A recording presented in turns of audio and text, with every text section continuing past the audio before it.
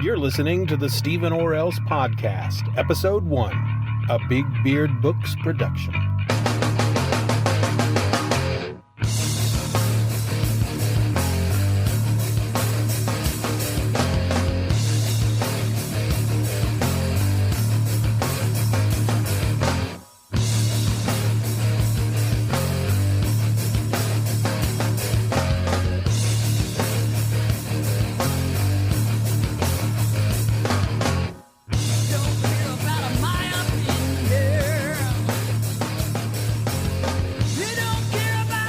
Welcome to the Steeven Orr Else Podcast. I am, of course, Steeven, your host, and this is the first episode of this new podcast from someone who hasn't podcasted in probably a decade.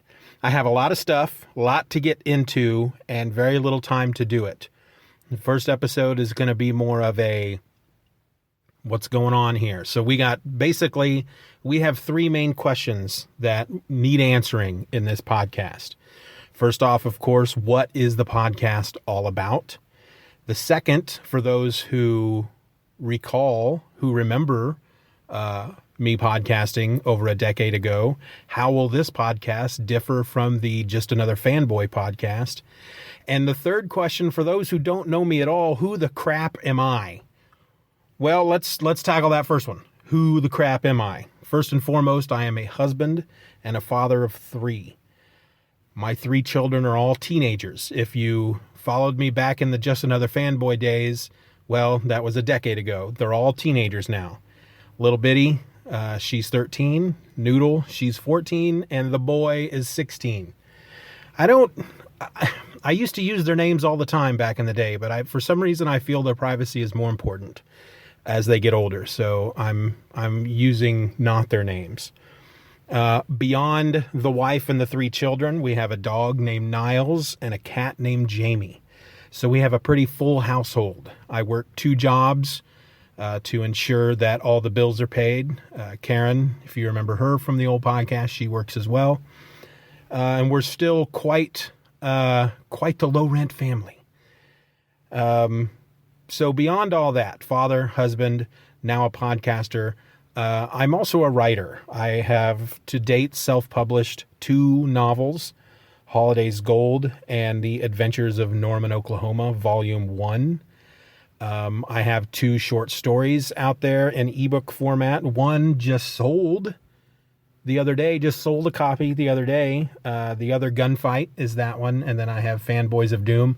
Those will eventually be taken down and put into a collection that I'm working on. I also have 2 ongoing online serials that you can read each and every week. The Adventures of Norman, Oklahoma, and The Mighty, which is a superhero tale. The Adventures of Norman, Oklahoma is a fella who he hunts monsters. He's a private investigator who specializes in the paranormal, the unexplained, and the just plain weird. So that's who I am. What is this podcast about? Well, the tagline that I put up for this podcast is we're going to do this a lot because I haven't podcasted in a while. The tagline of the show is the writing podcast that's not about writing. So the description I wrote is the podcast in which I talk a bit about writing, but it's mostly about the books and comics I've read, the movies and TV shows I've watched, and whatever else manages to claw itself into my easily distracted brain. So that's what this show is going to be about. How does it differ from the Just Another Fanboy podcast? As far as format, not much. Of course, if you used to listen back in the day, the format of the Just Another Fanboy podcast changed at least 4 times. It started out as a single host podcast, turned into a podcast with characters and sketches. Then my wife co-hosted it with me for a while, turned back into a single host podcast. Then I had 2 other guys who co-hosted it with me. This is a single host podcast. The only real things that are going to change is the recording quality is going to be different. That has a bit to do with the fact that I work 2 jobs. I don't have a lot of time a lot of extra time on my hands. So what I'm doing is recording using my phone, sitting in my car during my lunch break. I used to sit at home and use a very nice microphone to record, which I still have, but when I'm home, I've got other stuff going on. I don't have time to record. And back then I would wait until the kids were in bed, because they were all, 3, 4, and 5 years old, and they would be in bed by 9:30, easy. And now it's, if I recorded with them in the house is so small that it would be chaos. So if I waited until they go to bed, well, let's just say I go to bed before they do, in a lot of cases, because I work 2 jobs. Now, another change is going to be the length. I want to try to keep these at about 30 minutes. Am I going to accomplish that? Probably not. I don't even know if I'm going to be able to fit all this into 30 minutes on this episode, but we'll see when we get to the end. The next thing that's different, I'm not smoking. I used to smoke back then, and I've been listening to some of the old episodes of Just Another Fanboy to get my mind back into the podcasting frame of mind. And I was constantly lighting up as I was talking, so you're not going to hear any of that. I will be talking about some comics. Maybe not every episode. And what I'm going to be talking about aren't going to be current comics. The main reason is because I don't buy them anymore. I can't afford them. But I do check out trades from the library once a week. Myself and my 2 girls, both of which are ravenous readers. We take a Saturday once a month and go to the local library and just check out a crap ton of books. And I tend to get mostly comics. I get DVDs and comics. That's what I get. I've also got a pretty slick app that is used through my library called Hoopla. I know some of you use that. It allows me to check out 4 digital things in each month. Now, that could be a movie, a TV show. Actually, I don't know if they do movies or TV shows anymore. It used to be movies, TV, music, ebooks, and audiobooks, but I use it primarily for the ebooks, i.e. comics. And I am in the middle of a particular 6-issue mini right now, and that's what I'm going to be talking about today on the episode. So I am going to try to fit in some comics talk on each episode, but it's going to depend on what I'm reading. But what you're going to hear will be some nerd stuff. If I'm not talking about comics, I'm going to be talking about movies. If I'm not talking about movies, I'm going to be talking about TV. If I'm not talking about TV, I'm going to be talking about books. Or I'm going to be talking about all of them. So that isn't going to change too much from the previous incarnation, which was Just Another Fanboy. Now, I have my show notes here in front of me. 4 pages of show notes that I put together, getting prepared for this, what should only be 30-minute first episode. And I do want to talk about my Patreon page at some point, but I'm going to save that to the end. So first, how about some news and information you could have easily gotten for yourself with just a little effort? This week's news and information you could have easily gotten for yourself with just a little effort is brought to you by oh, crap. I forgot. This is my first episode, so I don't have any sponsors yet. So how about we just talk about some news?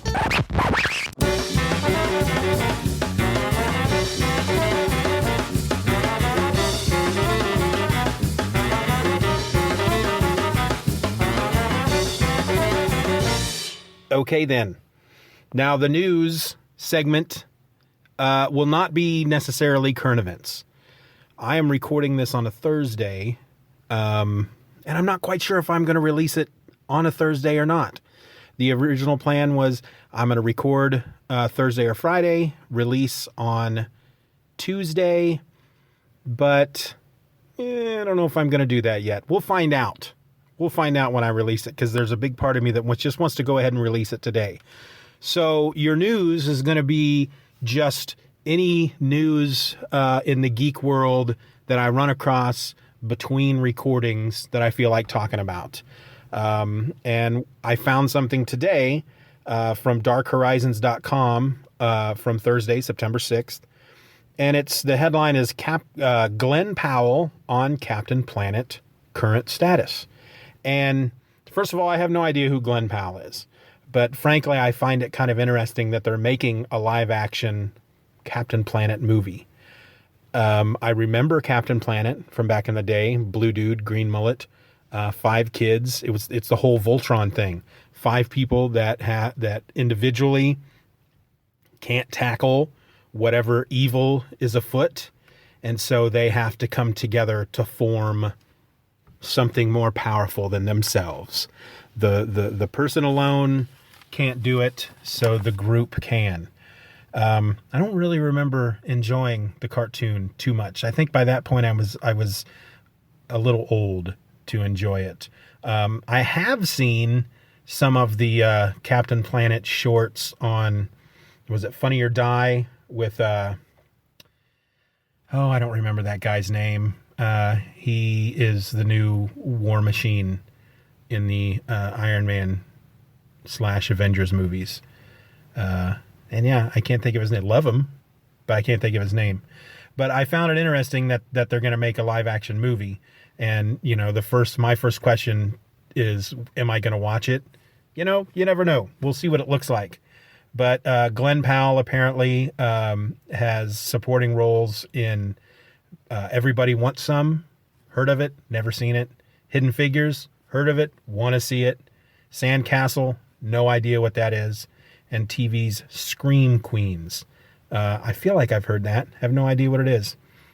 The original series centered on 5 young people from around the world who were given magical rings that had the power to control natural elements. United, they can summon Captain Planet, a climate-focused superhero who helps them fight against environmental evils. So yeah, that's what the original cartoon was about.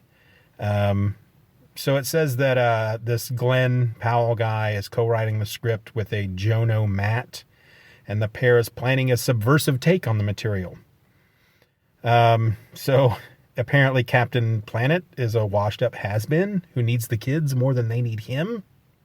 So, I don't know. Just found that kind of interesting. That they're making a movie, and it sounds like that they're going to go in the comedic direction, because honestly I don't know which way you would go with Captain Planet, because I think if they tried to make a serious movie with a character like that, I don't think they'd pull it off.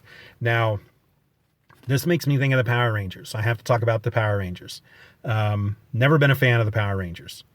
My stepdaughter and her her boyfriend, they are both Power Rangers fans. My kids and myself, we like Voltron. And so arguments come up whenever we visit them or they visit us about which is better, Voltron or the Power Rangers. Their only argument in regard to the Power Rangers being better is because they came first, which is a weak argument, because if anything, whatever comes first automatically is better. That's a weak argument. Voltron's better. It just is.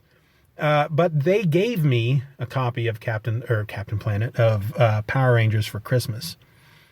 And I finally watched it the other day. And at first I thought I was going to like it. I mean, I was really giving it a chance.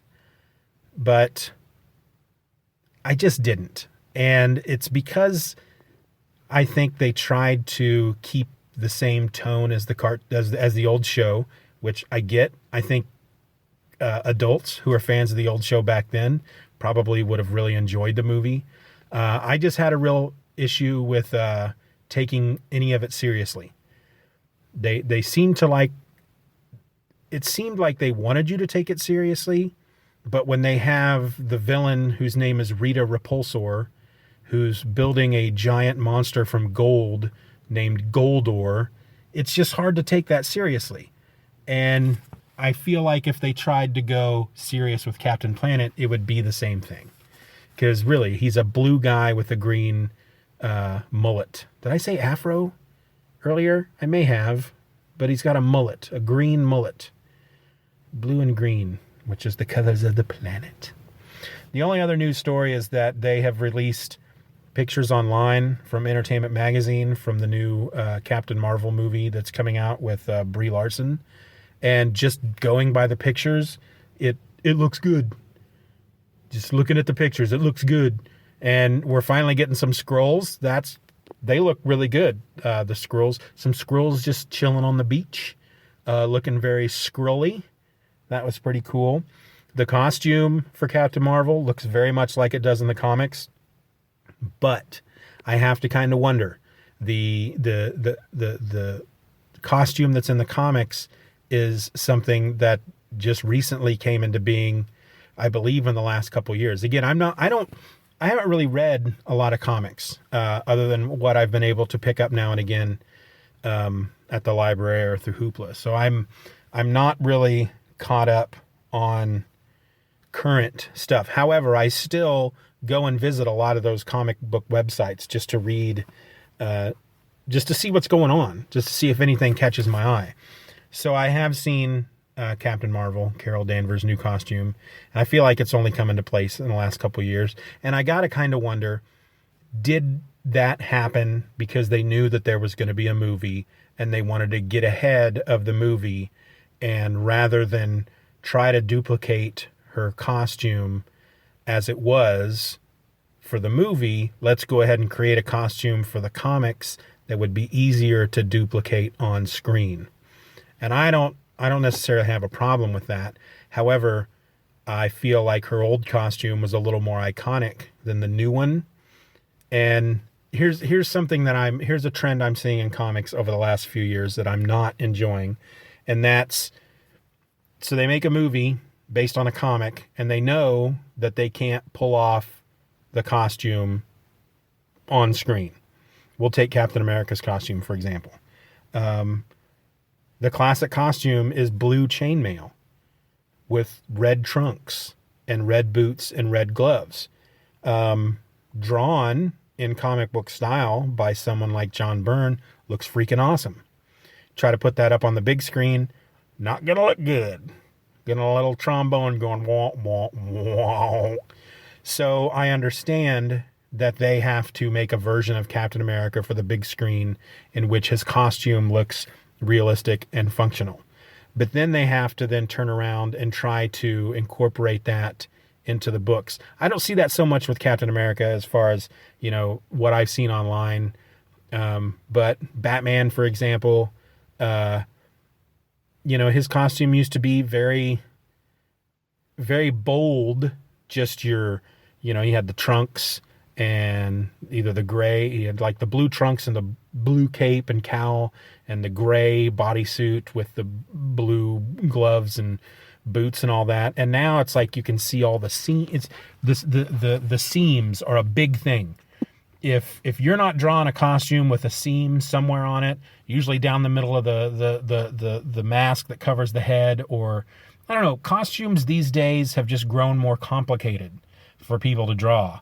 And we're designing costumes now for characters with the intent that one day this character may become a comic or a movie. So let's make something that we can make sure when they make the movie, it'll look good. It'll look like it does in the comics. I get that. I don't like comic books then doing what they're doing in movies so they'll match. Eric Larson was talking about it on Twitter just the other week, and he made a really good point, which is the thing about comics is you can do stuff in comics that you can't do in the movies, and you can do it for a lot less money. So for the comic book to bend to the will of the movie it doesn't seem right. But what else are you going to do, right? So I guess that's my little cranky rant for the moment. But hey, speaking of comics. What is your favorite thing in the world? Comics. Yes. Comics!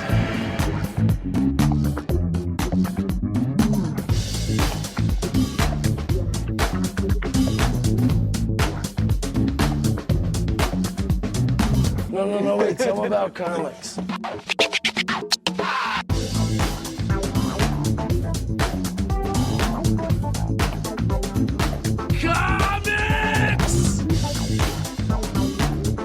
Okay, so the comic I'm going to talk about today is called Bug, The Adventures of Forager.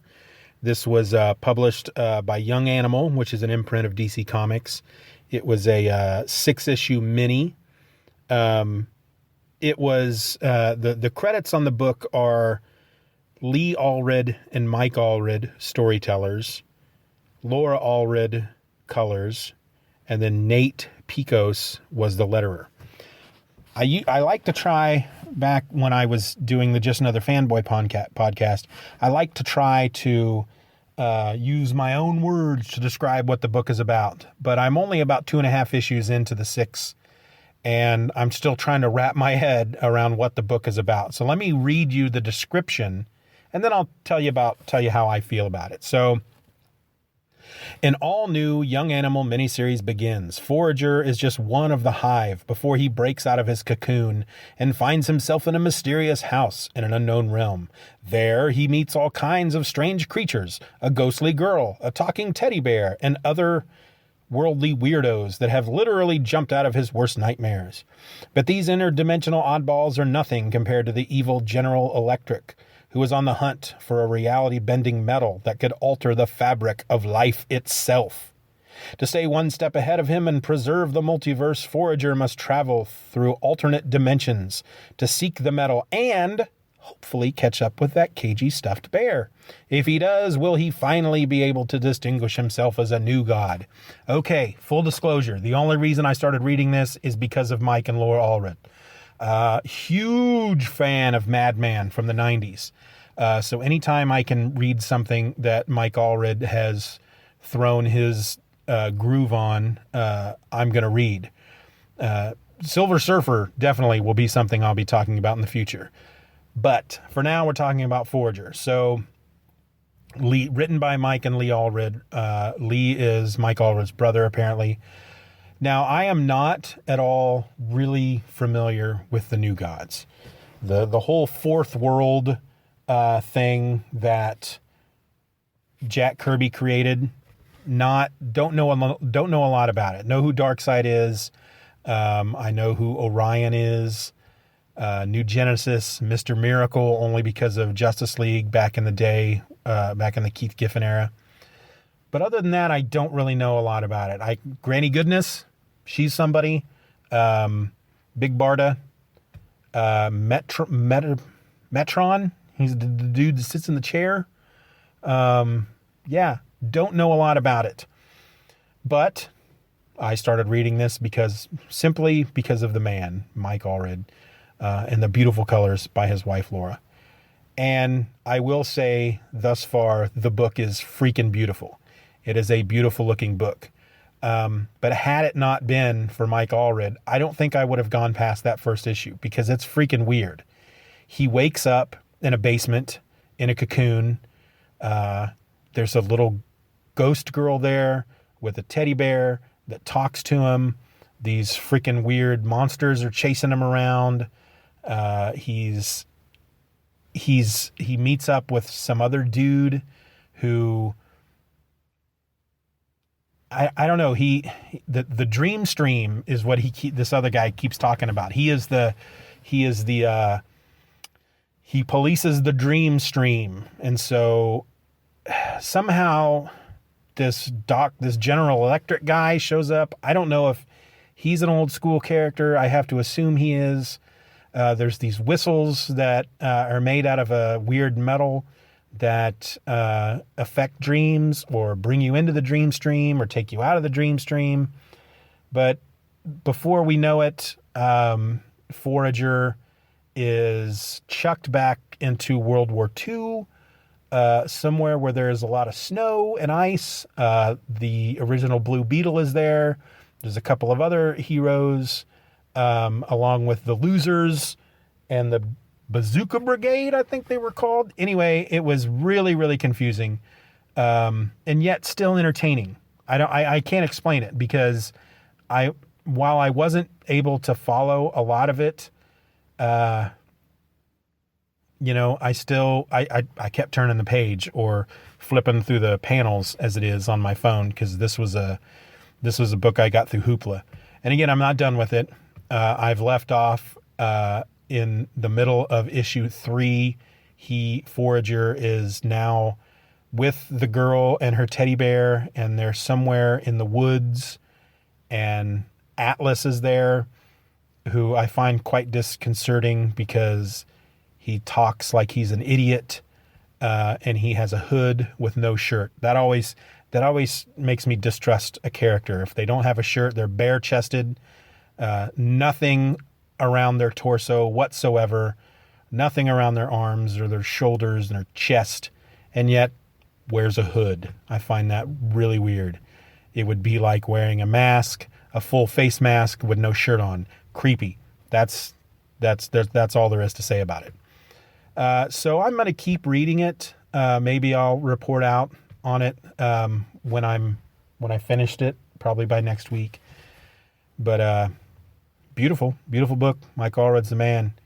And Laura Allred's colors, I like her colors. I think there's also a big problem in this day and age with the way some colors are done.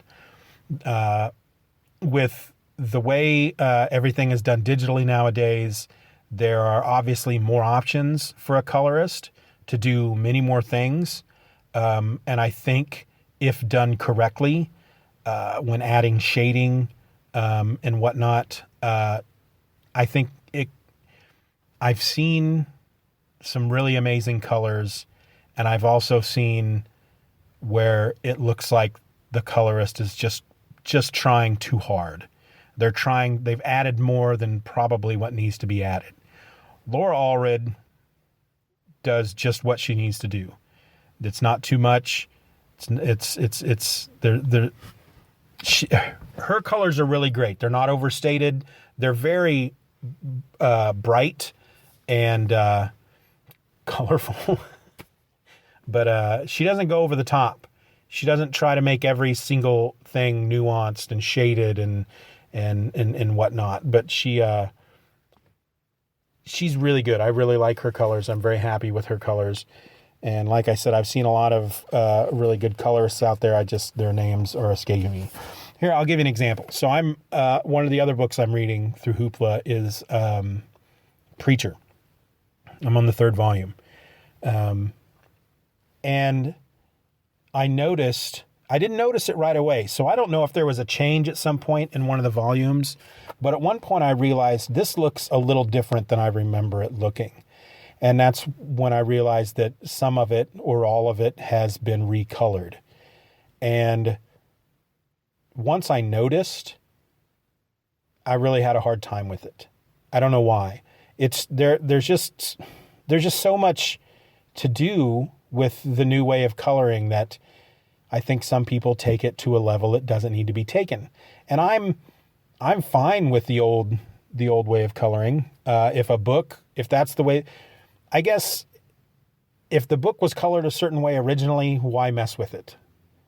That's my thought. It's like if a band has a really great song that they recorded and put on an album, and they only spent $1,000 to record the album, and so it's really raw, and then 10 years later they've got all the money in the world, and hey, let's re-record this song because it's one of our classics. Well, we'll re-record it, and we'll use all the tricks that we know now and all the studio tricks, and then it just sounds like crap.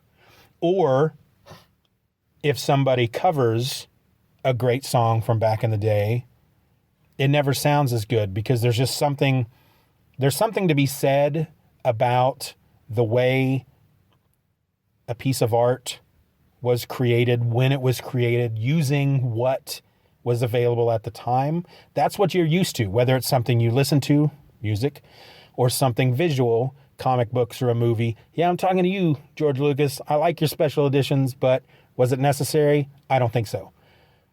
So you visually, or if you're listening, you get used to the way it is, and then somebody comes along and tries to make it better. And maybe for the person who's never seen it before or who's never heard it before, for them, it's fine. It looks great. It sounds great. But for those of us who have been viewing it or listening to it a certain way for 20 years, don't mess with success. That's all I'm saying. So that's my comics this week. I might have more next week if you can throw out some recommendations. If you know what's on Hoopla, they got a lot of stuff on Hoopla. So, if you want to throw me some recommendations, I'll have an email at the end of the podcast. You can shoot me a line and tell me what I should be trying to look at. But again, I only get 4 for the month, and I've already used 1 for September.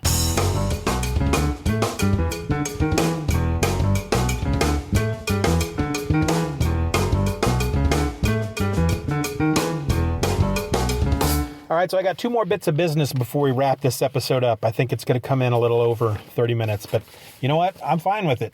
I'm fine with it if you're fine with it. But 2 bits of business to talk about. First, I want to talk about my Patreon, and then we're going to just talk about what you can expect going forward, some of the things that I have to talk about in future episodes. So let's talk about Patreon real quick. The main reason I bring it up is because yes, you can support me on Patreon. You can be a patron and pledge $1 a month or $2 a month. Let me tell you what that's going to go towards. Right now, I'm hosting this podcast on Podomatic.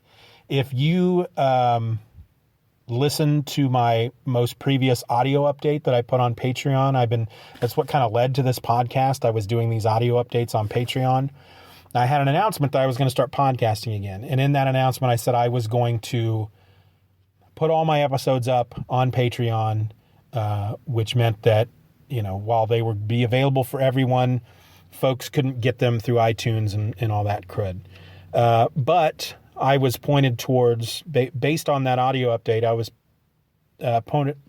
pointed towards a place called Podomatic, which I'm using now to host the website or to host the podcast. And I'm using their basic option. It's free. But of course, being free, it's got limits. The first limit is I have a 500 megabyte storage limit, meaning if I hit that 500 megabytes and I want to put another episode out, I got to delete an old episode. And I'm not a big fan of that. And I think anybody who might be a comic book collector might not be a big fan of that, because for a lot of us, we're all completists. And you may listen to an episode, number 1, and then a year later decide, I want to go back and listen to, just knowing that it's there makes you feel good. You may not ever go back and listen to it, but knowing that it's still there makes you feel good.